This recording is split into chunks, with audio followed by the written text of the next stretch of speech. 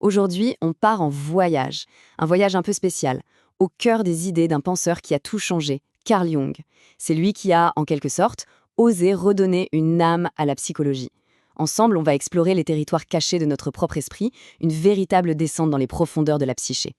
Cette phrase de Jung, elle pose le décor tout de suite. Il faut s'imaginer l'époque.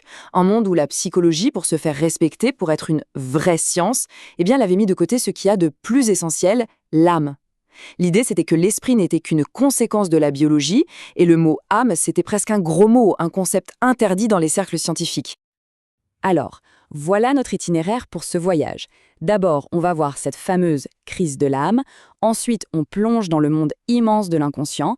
On va y rencontrer ses habitants, les complexes. Puis, on apprendra à décoder le langage des rêves. Et tout ça pour arriver au but ultime, comment intégrer toutes les parties de soi. Première partie, donc, la crise de l'âme en psychologie. On va voir à quoi Jung a dû faire face. Une psychologie qui avait un peu perdu son chemin, sa profondeur. Donc, à l'époque, la vision dominante, c'était simple, hein. Tout est matière, point. Le cerveau, les hormones, les instincts, voilà. La conscience, ça venait de là. L'esprit, c'était juste un épiphénomène. C'est un mot un peu compliqué pour dire quoi? Eh bien, une sorte de fumée qui s'échappe de la machine du corps, mais qui n'a pas d'existence propre. Alors, on imagine bien que dans ce climat, arriver et dire « et si l'âme existait par elle-même », c'était une hérésie scientifique totale. Et c'est là que Jung arrive et commence sa révolution. Pour lui, l'inconscient, ce n'est pas du tout juste une sorte de cave où on balance tout ce qu'on veut oublier. Non, non, c'est un monde à part entière, un univers intérieur qui est immense, créatif et très très ancien. Et là, le contraste est juste saisissant. Imaginez notre esprit conscient, ce moi qu'on connaît, comme une toute petite île, fragile, limitée à notre vie. Et l'inconscient alors? Eh bien, c'est l'océan. L'océan immense, sans âge, qui entoure cette petite île. Un océan qui contient toute l'expérience, toute la sagesse de nos ancêtres depuis la nuit des temps. Et ça, attention, c'est une idée qui change absolument tout. Jung, il inverse complètement la perspective. On a tendance à penser que l'inconscient est un produit de notre conscience. Eh bien pour lui, c'est l'exact contraire. C'est notre conscience qui est une toute petite pousse, toute récente, qui a germé de cette immense âme inconsciente. L'inconscient, c'est la source, c'est le point de départ de tout. Cette phrase de Jung, elle est incroyable pour nous faire sentir l'immensité de ce concept. Essayez d'imaginer une sorte de personne collective, un être qui aurait vécu depuis 1 ou 2 millions d'années, qui aurait tout vu, tout ressenti. Eh bien, d'après Jung, c'est cette conscience quasi immortelle qui vit en chacun de nous, juste là, sous la surface de notre petit moi de tous les jours. Bon, maintenant qu'on a une carte de ce territoire immense qui est l'inconscient, il est temps de rencontrer ses habitants. Parce que oui, Jung a découvert que notre psyché, elle n'est pas un bloc uni, elle est peuplée de ce qu'on pourrait appeler des personnalités autonomes. Il leur a donné un nom, les complexes. Alors, un complexe, c'est quoi au juste? Imaginez une sorte de sous-personnalité qui vit à l'intérieur de nous. C'est un noyau d'énergie émotionnelle très fort qui peut prendre les commandes sans qu'on s'en rende compte. C'est ce truc qui nous fait dire ou faire quelque chose et après on se dit « mais pourquoi j'ai fait ça ?» Jung avait une phrase terrible et très juste pour ça. On ne possède pas nos complexes, ce sont eux qui nous possèdent. Et attention, Jung n'était pas juste un poète de la psyché. C'était un scientifique, il voulait des preuves. Et pour prouver que ces complexes existent bel et bien, il a mis au point un test super ingénieux. L'idée est simple. Quand on propose un mot à quelqu'un et que cette personne hésite ou a une réaction bizarre, ce n'est pas un hasard. Pour Jung, c'est la preuve tangible qu'un complexe vient d'interférer. Regardez cet exemple, c'est fascinant.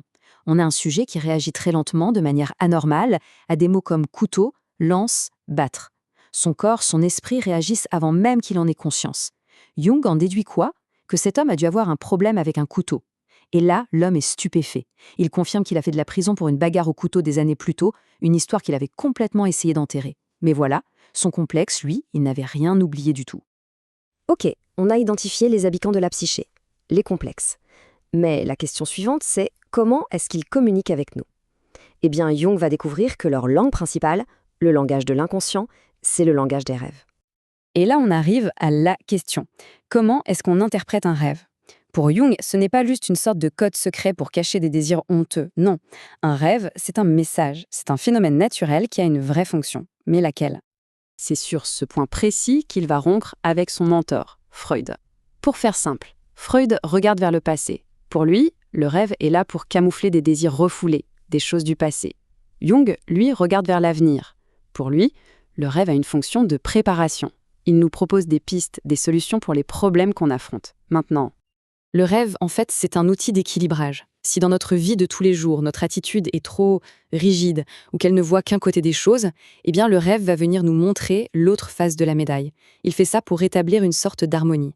Et pour nous parler, il utilise des symboles, qui peuvent être très personnels ou qui peuvent venir de ce grand réservoir de mythes qui appartient à toute l'humanité. Prenons cet exemple, il est vraiment parlant.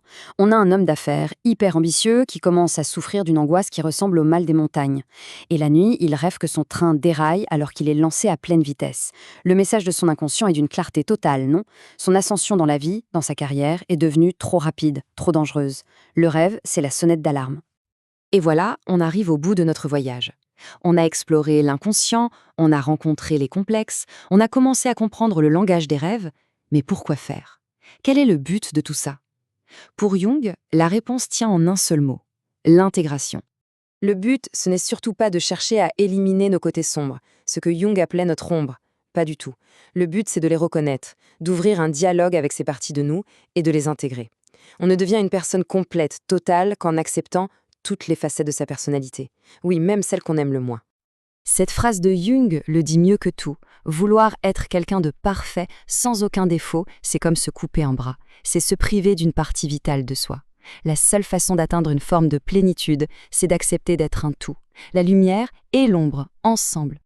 Il y a cette petite histoire que Jung aimait beaucoup raconter. C'est l'histoire du faiseur de pluie. Dans un village frappé par la sécheresse, on fait venir un vieux sage chinois. Il arrive et il ne fait rien. Pas de cérémonie, pas de rituel. Il s'enferme juste 3 jours dans une petite cabane pour retrouver son harmonie intérieure. Et quand lui, à l'intérieur, a retrouvé l'ordre, eh bien l'ordre se rétablit à l'extérieur et il se met à pleuvoir. C'est une métaphore magnifique. L'harmonie du monde commence par l'harmonie en soi. Et au final, il faut bien comprendre que ce voyage intérieur, ce n'est pas du tout un truc égoïste, c'est une nécessité. Pour un individu, c'est la seule façon de trouver un véritable équilibre. Et au niveau collectif, c'est peut-être notre seule défense contre les forces destructrices de l'inconscient. Parce que quand on les ignore, quand des peuples entiers ignorent leur ombre, c'est là que les pires catastrophes peuvent arriver. On va donc terminer là-dessus, avec cette question. Toute l'œuvre de Jung, c'est à la fois un avertissement et une immense source de sagesse. Ce qui nous a montré, c'est que notre âme, notre monde intérieur, essaie constamment de nous parler. La seule question qui reste, c'est est-ce qu'on est prêt à écouter ?